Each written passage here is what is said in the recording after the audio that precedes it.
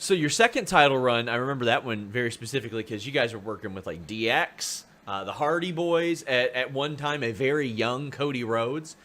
Yes. At that time, could you have imagined Cody Rhodes developing into what he is today? Because I think we could see a couple years later when it was dashing Cody Rhodes that there was something there, but he came in and a lot of people were, he had the nepotism claims and all that stuff as well. Well, and that's something you've got to deal with a little bit as a second generation wrestler. I've got to work with a lot of second generation wrestlers. I'm talking like Joe Henning, uh, Teddy DiBiase Jr., Mike DiBiase Jr. A lot of, it's just a stigma that those guys know they have to deal with, and they have to, if they really want to be successful, they've got to step out into their own path. Um, Cody at that time was a great listener. He was absorbing everything. He had a tough go a little bit, working with Bob. Bob's a tough guy to work with, let alone be a partner with at times, especially back then. And even Bob would Yeah. tell you that as well.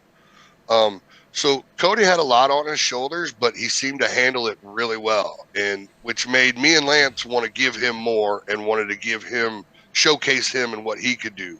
Because, he would get in there with guys at times that just that knew that Cody would be moving up in the ranks and they wanted to get over on him. And it's just political, horse shit of old school Of wrestling at course. times and old school thinking. Whereas Lance and I were smart enough to know, like that kid's moving up. Like, so why fight? Like, we're not going to fight it. Let's enhance it and help him get to the next level. And we got him, Cody won his first world title from Lance and I as world tag team champion. So, we felt really good that we were able to kind of help elevate him and hopefully that he was able to survive the system.